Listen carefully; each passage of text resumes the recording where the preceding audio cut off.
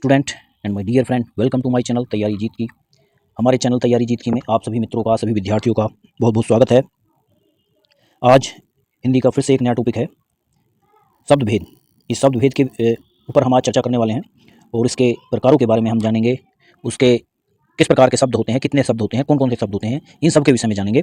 लेकिन इससे पहले हमें ये जानना जरूरी है कि ये शब्द भेद का जो टॉपिक है थोड़ा सा क्रिटिकल है, इसको ध्यान से समझने की आवश्यकता है और इसीलिए इसका जो है दो भागों में हमें समझना पड़ेगा। दो भागों में इसको समझाने का प्रयास किया है मैंने।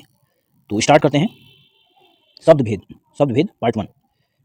हिंदी भाषा में शब्दों के वर्गीकरण के 4 आधार हैं, यानी 4 आधारों पर शब्दों का वर्गीकरण किया जाता है। मान लिया हमारे पास अगर हमारे पास कोई शब्द है तो वो 4 आधारों में बटा हुआ है। कौन कौन से आधारों में बटा हुआ है, किस प्रकार के आधार में, मतलब हिंदी भाषा में जितने शब्दों का भी प्रयोग हम दैनिक रूप में करते हैं वो कहीं ना कहीं किसी न किसी रूप में इन चारों आधारों के अंतर्गत ही आते हैं। किस किस के अंतर्गत आते हैं, जिसमें से पहला आधार क्या है? पहला आधार है हमारा उत्पत्ति या स्रोत या इतिहास के आधार पर, यानी इतिहास, जो शब्दों का इतिहास है या शब्दों की उत्पत्ति है उसके आधार पर हम शब्दों की गणना करते हैं। पहला टाइप। दूसरा टाइप है उत्पत्ति, रचना या बनावट के आधार पर, या तो बनावट या उत्पत्ति या रचना, इसके आधार पर दूसरा टाइप है। तीसरा है रूप के आधार पर, प्रयोग के आधार पर या व्याकरणिक विवेचन के आधार पर, व्याकरण के आधार पर, और चौथा है अर्थ के आधार पर। इस प्रकार से 4 प्रकार से हम शब्दों की गणना करते हैं इस बनावट के आधार पर। अब नेक्स्ट में हमें जानना है, देखिए इतिहास। क्या का इतिहास? वही शब्दों की उत्पत्ति का इतिहास। क्या है? इतिहास के आधार पर शब्दों के 4 प्रकार हैं। कौन से प्रकार हैं देखेंगे।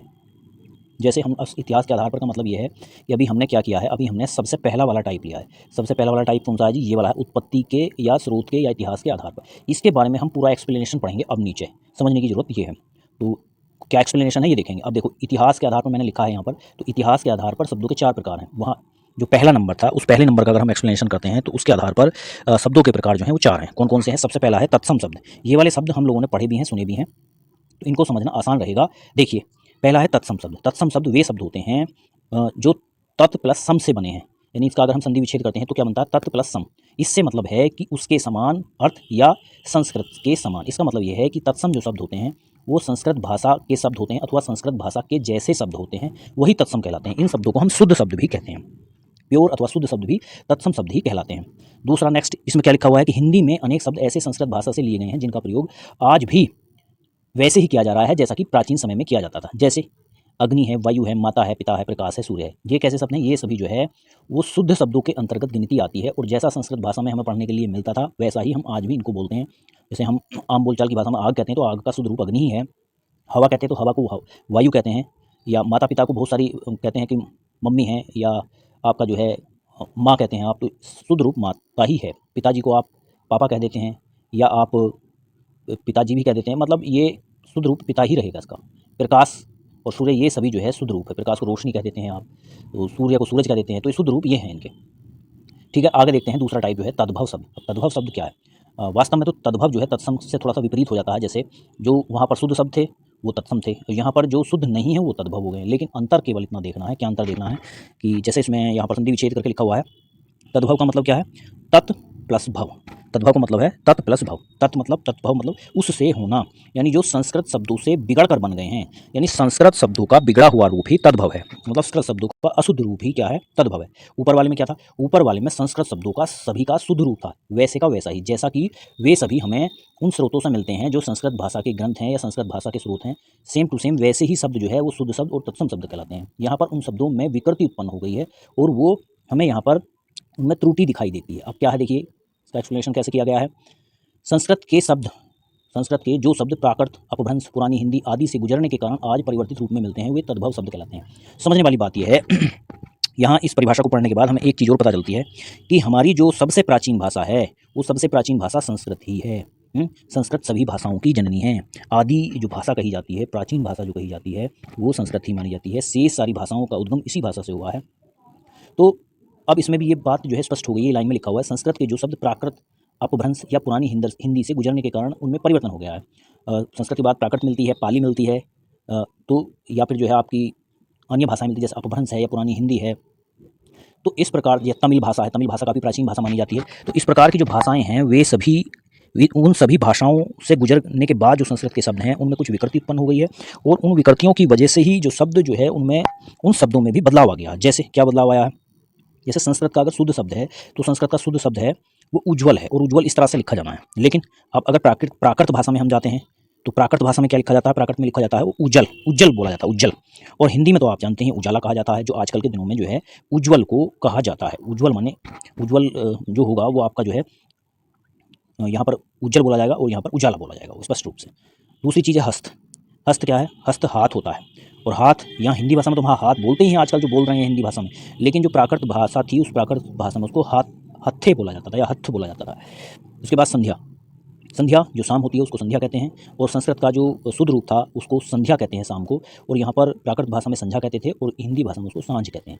तो यहाँ पर ये वाले जो शब्द हैं, जैसे ये संध्या है आपका, ये हत्ते है आपका, ये उज्जल है आपका, ये सभी शब्द कैसे हैं? वे सभी तद्भव शब्द हैं। तो ये वाले शब्द जो है तद्भव शब्द हैं, जो ऊपर थे वो सभी तत्सम शब्द थे।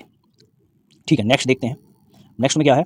देशज या देसी शब्द। अभी हमने दो पढ़े हैं, कौन कौन से पढ़े हैं हमने? सबसे पहला पढ़ा तत्सम शब्द, दूसरा पढ़ा तद्भव शब्द, अब तीसरा पढ़ रहे हैं हम देशज या देसी शब्द। हमने टोटल कितने टाइप के एक्सप्लेनेशन के बारे में जो है सुना था? 4 प्रकार के, कि जो इतिहास के आधार पर जो शब्द हैं वो 4 प्रकार के हैं, और उनमें से हमने अभी 2 पढ़ लिए, तीसरा ये रहा देशज या देसी शब्द। अब देसी शब्द कौन से होते हैं? देसी शब्द वो हैं जिनका हमने अपने आप ही मतलब अपने आप ही बनाए हों जो शब्द।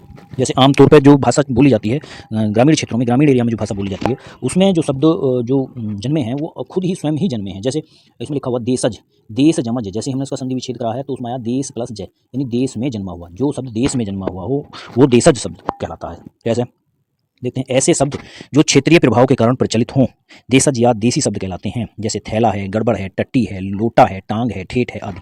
मतलब ये शब्द कहीं बाहर से नहीं आए, ये इन शब्दों का जो मतलब उत्पत्ति हुई है वो बिल्कुल क्षेत्रीय भाषा में ही हुई है। किसी भी क्षेत्र की जो भाषा होती है वहाँ उसी क्षेत्रीय भाषा में उसका जो है उद्गम हुआ है। कैसे हुआ? जैसे थैला है वो देसी शब्द है, गड़बड़ है ये भी देसी शब्द है। आप कहे गड़बड़ को आप त्रुटि कहते हैं, थैला को आप बैग कहते हैं, या टट्टी है इसको लैट्रीन कहते हैं, लोटा है, टांग है, ठेठ, ये सभी जो है ऐसे ऐसे शब्द हैं जिनका उद्गम जो है वो यहीं पर ग्रामीण परिवेश में हुआ, जिनको देसी शब्द हम कहते हैं। ठीक है, नेक्स्ट देखते हैं चौथा नंबर विदेशज अथवा विदेशी शब्द। अब ये विदेशी अथवा विदेशज शब्द क्या है? विदेश का मैंने संधि विच्छेद यहाँ किया है तो क्या आया है? देखिए विदेश प्लस जय, विदेश प्लस देश में जन्मा हुआ, मतलब विदेश में जन्मा हुआ। विदेश में जन्मे हुए से क्या आशा है जी? विदेश में जन्मे हुए से आशा है कि हिंदी भाषा में कुछ शब्द ऐसे हैं जो विदेशी मूल के संपर्क के कारण यहाँ प्रचलित हो गए, जैसे ऑर्डर है, कंपनी है, क्रिकेट है आदि। और कुछ में हिंदी के तद्भवीकरण का भी प्रभाव है। सबसे पहले हमें केवल इतनी बात जाननी है। देखिए क्या बात जाननी है? कि जो विदेशज शब्द हैं वो ऐसे हैं जिन पर विदेशी भाषा का प्रभाव है। अब क्या प्रभाव है ये जानना आवश्यक है। सबसे पहले जानना है कि विदेशी शब्द आए कहाँ से। तो इसके लिए आपको ये जानना पड़ेगा कि हम लोगों का जो हमारी जो मूल भाषा थी वो आपको पता है संस्कृत थी, प्राचीन भाषा संस्कृत थी।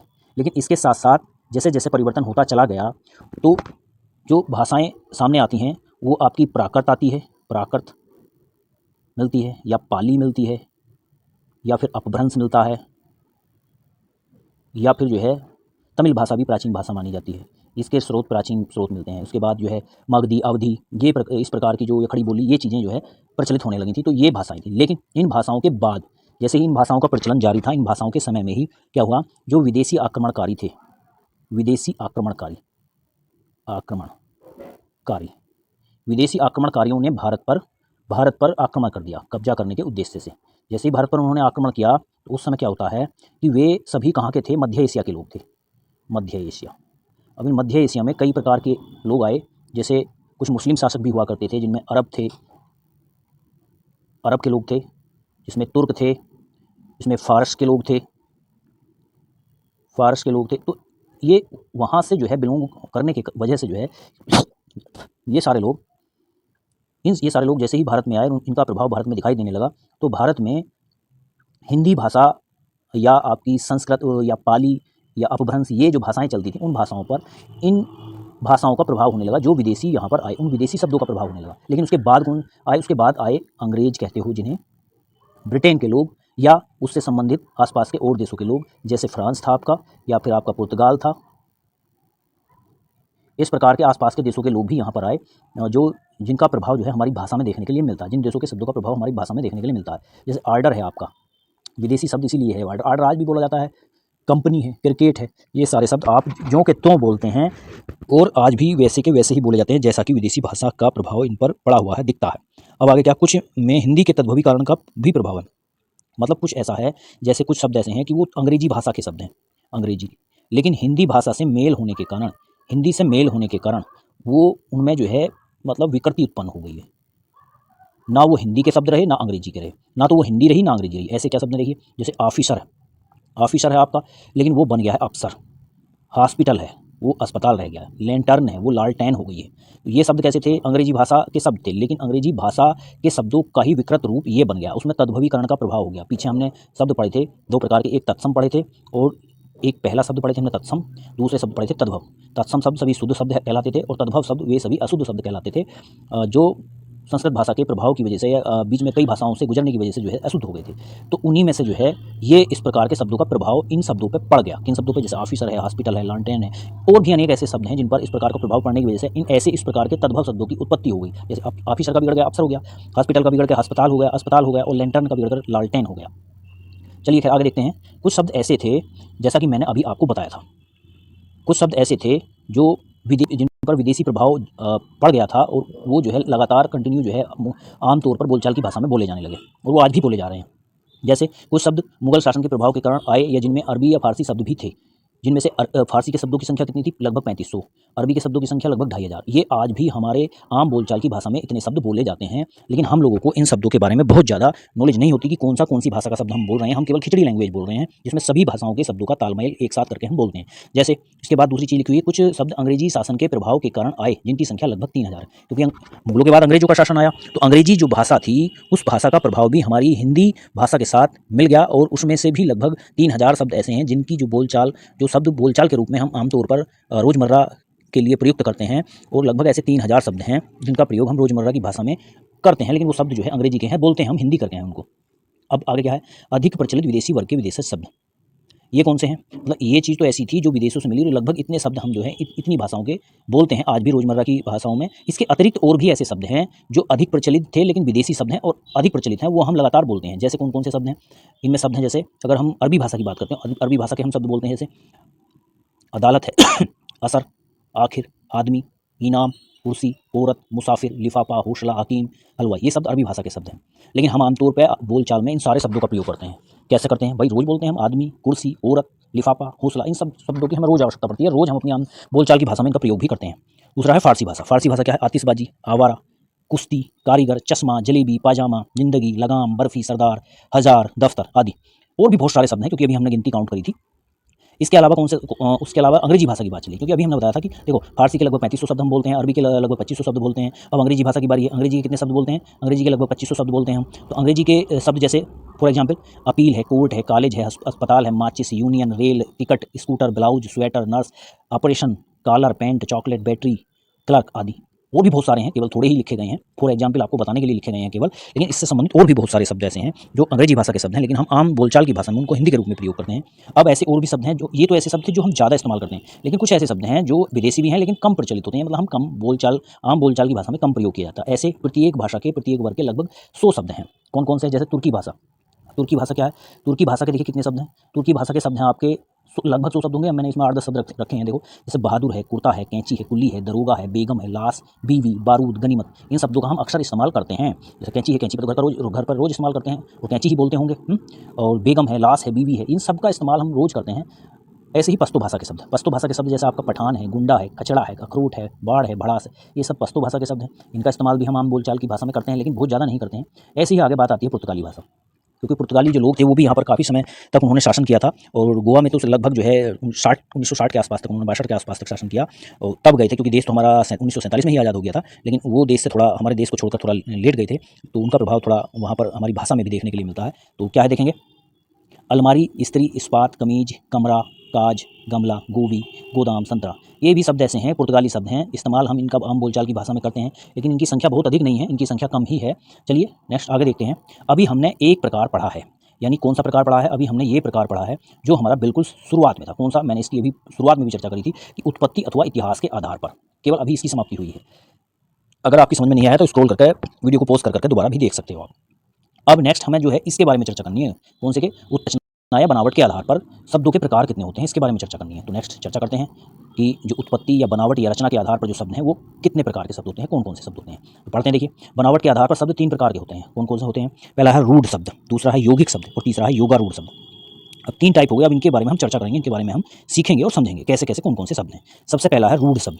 अब रूढ़ शब्द क्या है ये देखेंगे कि जिन शब्दों के सार्थक खंड न हो सकें वे सभी रूढ़ शब्द कहलाते हैं। जैसे चावल, यह एक निरर्थक शब्द है। देखिए चावल कैसे है ये निरर्थक शब्द।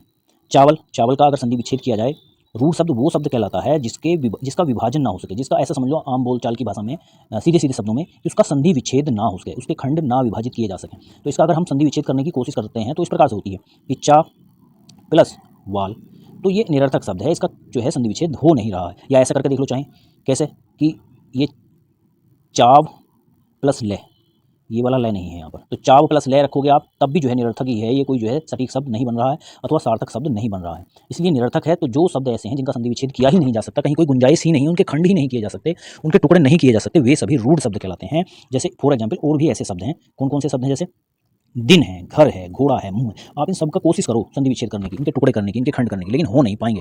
जब नहीं हो पाएंगे तो इस प्रकार के शब्द रूढ़ शब्द कहलाते हैं। आगे देखेंगे नेक्स्ट यौगिक शब्द।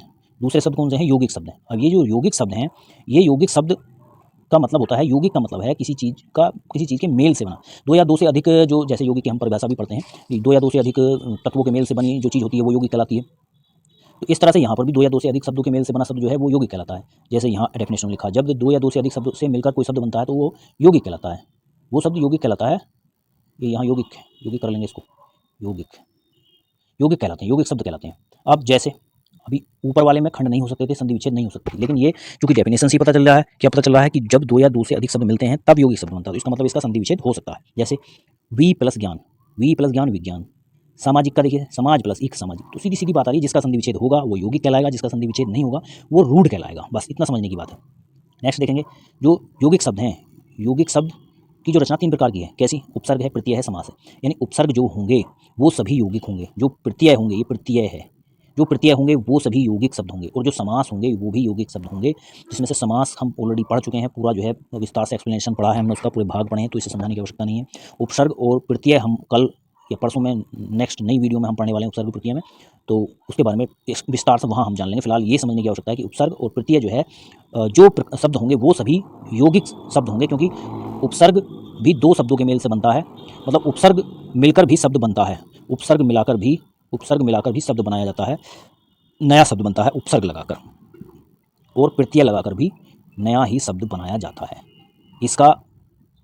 इसको बनाने के लिए शुरुआत में हम शब्द लगाते हैं, जैसे हमारा है आपका प्रति प्लस दिन, क्या बनेगा जी? प्रतिदिन बनेगा, प्रतिदिन। तो इसमें उपसर्ग क्या हो गया? ये हो गया, ठीक है। वैसे ही अगर हम प्रत्यय की बात करते हैं तो प्रत्यय वो शब्द हैं जो बाद में लगाए जाते हैं। जैसे आपका है चित्रहार प्लस हार, चित्रहार बन जाएगा ये। अब इस हार को किसी के भी पीछे लगाएंगे हम तो नए शब्द का निर्माण हो जाएगा। जैसे जीत हार, इसमें भी नए शब्द का निर्माण हो रहा है। संहार, इसमें भी नए शब्द का निर्माण हो रहा है। तो ये प्रत्यय जो है वो कहलाएंगे जिनके पीछे जो है एक ऐसा शब्द जोड़ने से नए शब्द का निर्माण हो जाता है, ठीक है। आगे देखते हैं तीसरा टाइप इसका, योगारूढ़ शब्द। अब योगारूढ़ क्या है? योगारूढ़ वे शब्द हैं, वे शब्द जो यौगिक हैं किंतु उनका अर्थ विशेष हो जाता है, रूढ़ हो जाता है, वे सभी योगारूढ़ शब्द कहलाते हैं, वे सभी योगारूढ़ शब्द कहलाते हैं। जैसे कौन कौन से हैं? जैसे आपका पीताम्बर है, लंबोदर है, हनुमान है, दशानन है, नीलकंठ है। अब एकदम से आपके दिमाग में भी ये बात जरूर खटकी होगी कि इस प्रकार के शब्द हमने कहाँ पढ़े हैं या कहाँ हम इन चीज़ों के बारे में पहले पढ़े हैं। जरूर, बिल्कुल। तो इनके बारे में जो है हमने अभी पढ़ा है कि जो आपका बहुव्रीहि समास होता है, बहुव्रीहि समास, ये बहुव्रीहि समास के जितने भी एग्जाम्पल हैं वो सभी योगारूढ़ शब्द कहलाते हैं। बस ये बात दिमाग में हमें बैठा के रखनी है, इसको निकलने नहीं देना है कि योगारूढ़ शब्द की अगर कहीं बात चलती है तो समझो वो सारे के सारे बहुव्रीहि शब्द ही जो है, बहुव्रीहि समास के जो शब्द हैं वो सभी योगारूढ़ शब्द कहलाते हैं, क्योंकि इनका एक विशेष अर्थ बन जाता है। जैसे हमने पढ़ा था पीताम्बर है, पीला वस्त्र है जिनका, पीला वस्त्र है जिनका, तो पीला वस्त्र किनका है? पीले वस्त्र वाले श्री कृष्ण बताए जाते हैं। कौन थे जी? कृष्ण जी थे। तो इस प्रकार से यहाँ बहुव्रीहि समास था, तो बहुव्रीहि समास का अर्थ विशेष, मतलब पीताम्बर का विशेष अर्थ निकला कृष्ण जी हैं। कृष्ण जी तो ईश्वर की श्रेणियों में गिने जाते थे ना। तो इस प्रकार से फिर अगला शब्द लंबोदर ना, मतलब शब्द तो आ रहा लंबोदर, लेकिन अगर इसका अर्थ देखें तो ब्रोड है। जैसे लंबोदर कौन थे? गणेश जी थे लंबोदर। तो अलग अर्थ निकल रहा है, शब्द कुछ और लिख रहा है लेकिन उसका अर्थ कुछ और निकल रहा है। ऐसे जो है विशेष प्रकार के शब्द होते हैं और वो सब बहुव्रीहि समास के एग्जाम्पल होते हैं और वो सभी योगारूढ़ शब्द कहलाते हैं। उसके बाद जो है ये हमारा वीडियो पूरा हो जाता है। और हम अगला जो पार्ट है वो नेक्स्ट वीडियो में देखेंगे। अभी हमने इसके 2 भागों के बारे में चर्चा की है। कौन कौन से 2 भागों के बारे में चर्चा की है? हमने अभी इसके इन 2 भागों के बारे में चर्चा की है। कौन कौन से? सबसे पहला उत्पत्ति के या इतिहास के आधार पर, दूसरा है साहब उत्पत्ति, रचना या बनावट के आधार पर। ये दोनों चीज़ें हमने कंप्लीट कर ली हैं इस वीडियो में, दोनों को कंप्लीट कर लिया है।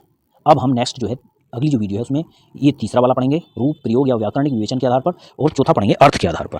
तो फिलहाल वीडियो जो है यही कंप्लीट होती है। आपसे हम नेक्स्ट वीडियो में मिलते हैं और आशा करता हूँ आप सबको ये सब कुछ समझ में आया होगा। थोड़ा गहनता से पढ़ने की आवश्यकता है और आप हमारे चैनल को देखते रहिए, सब्सक्राइब कर लीजिए और आप बेल आइकन को भी दबा दीजिए, नोटिफिकेशन मिलता रहेगा। नेक्स्ट वीडियो में मिलते हैं। थैंक यू, धन्यवाद। सभी को नमस्कार मित्रों।